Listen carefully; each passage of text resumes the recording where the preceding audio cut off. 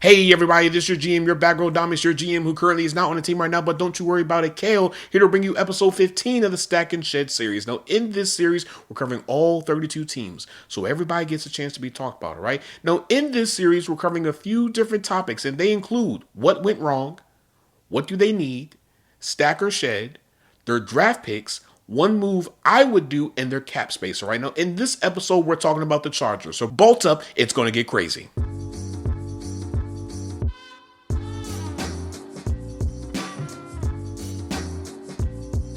All right, let's get into it. So what went wrong in the Chargers season? And I will venture to say it was inconsistent offensive line play. Going into last season, I believe the Chargers were the second or third best team in their division, and I also believe they were competitive enough to go on a playoff run. Despite having high confidence in the Chargers, I never would have expected their offensive line to be decimated with injuries. Now, I understand that offensive linemen deal with injuries a little bit more than other positions, and a lot of times those nagging injuries carries on throughout the entire season. And then there's some instances where they have some serious injuries and they just try to deal with it the best way that they can deal with it until they can either get to a bye week or just to the end of the season. But unfortunately, that didn't happen, and so the Chargers had to band-aid this offense as best as possible. From bringing in people off the street, from bringing in veterans who haven't played in almost 2 years, to trading for Trevor Penning, they went every single rock to find healthy offensive linemen just to keep this thing together. According to PFF, right guard was pressured at 23.9%, left tackle was pressured at 22%, right tackle was pressured at 18.8%, center was pressured at 14.1%, and then left guard was pressured at 11%. Now, these numbers make sense because Mekhi Becton was on and off the field the entire season. And we also saw that once Joe Alt started to get banged up, this offensive line really started to decline significantly. According to NFL Pro, Justin Herbert was pressured on 268 of his 619 dropbacks, which is a 43.3% pressure rate. That is the highest pressure rate in the league. The Chargers used 18 offensive line combinations this past season, the most and tied for the third most by any team in a single season in the Next Gen Stats era. Since 2024, when Joe Alt and Rashawn Slater is on the field, Justin Herbert is pressured on 33.9% of his dropbacks. But when Joe Alt and Rashawn Slater are off the field, Justin Herbert is pressured on 44.3% of his dropbacks. At some point, the Chargers are going to have to figure out a way to keep Justin Herbert from getting sacked and pressured so much. Because when we look at how many times he was sacked this year, 54 times. When we look at how many times he was sacked in 2024, 41 times. When we looked at how many times he was sacked in 2023, 29 times.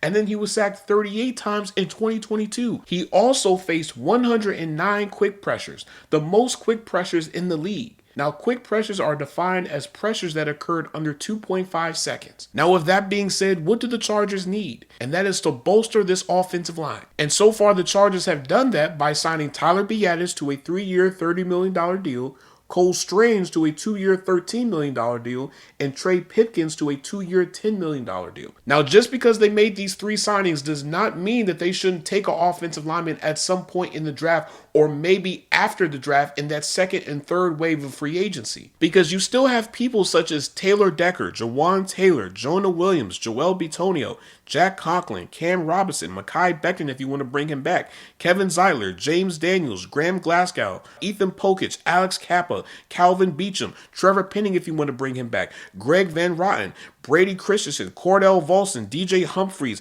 Liam Eichenberg, Will Hernandez. I could continue to go on. These are some really good plug-and-play offensive linemen that you can bring in without having to break the bank. Now, with that being said, the question we all need to ask ourselves is stack or shed? And I would venture to say stack. And the reason why I say that is because everybody has a season where the worst things that you could possibly imagine happens. Your star players get hurt, your offense or defense struggles, everybody just looks bad. It happens, but they can bounce back from it. Now, I'm expecting all the players they lost last year to come back healthy and ready to play, especially with them hiring a new offensive coordinator in Mike McDaniel. And speaking of Mike McDaniel, I also believe that he's going to unlock something in this offense. Now, I'm not saying that Justin Herbert is going to be an MVP next year. I'm not saying that Ladd McConkey is going to be an offensive player of the year. But I do believe that he's going to take this offense to another level. Looking at their draft picks, they have their first, second, third, fourth, and sixth. Now, I understand that's not a lot, but I believe they can make it work. And since we're in draft season, let's talk about the Rich Hill draft trade value chart. Originally created by Jimmy Johnson,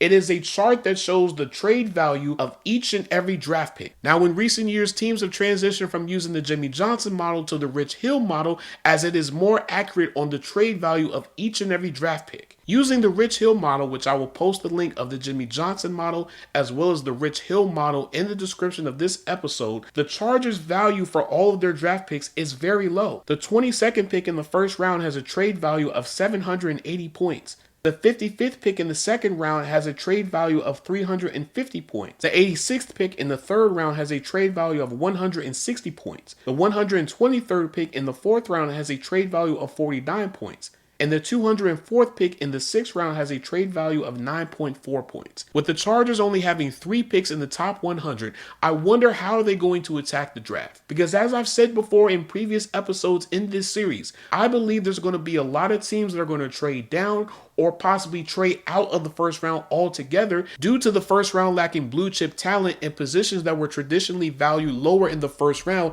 have now been inflated and are now being valued higher in this draft class. So it begs the question, what are the Chargers going to do in the first round? Because if they wanted to, they can go from the 22nd to maybe the 18th pick and not have to give up a lot of draft compensation. Now, if they wanted to go a little bit higher, you may have to give up a little bit more. But even then, I think you can talk yourself into doing it depending on the player and position that you're trying to target. Now, the one move that I would do is draft a defensive lineman.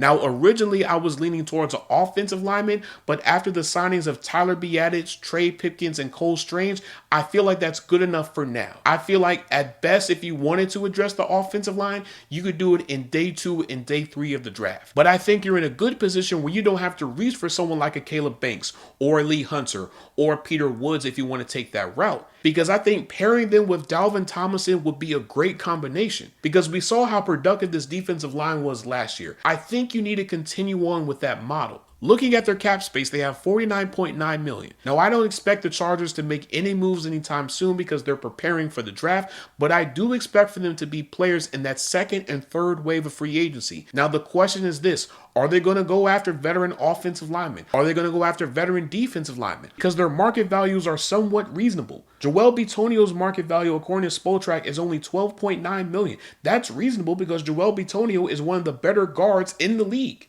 Jawan Taylor's market value is only $14.9 million. That's reasonable. Kevin Zeitler's market value is only $9.2 million. James Daniels' market value is only $6.7 million.